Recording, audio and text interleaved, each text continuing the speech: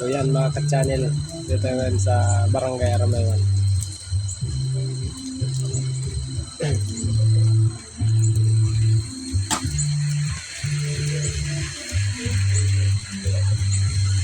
So tayo po ay baguhan pa lang dito sa YouTube channel.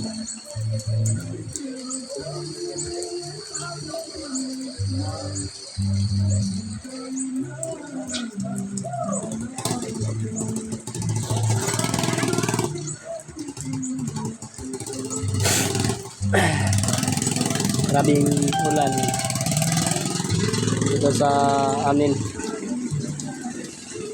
Grabe. Umaga pa lang po ito. Maulan na talaga dito sa Barangay Aramayon.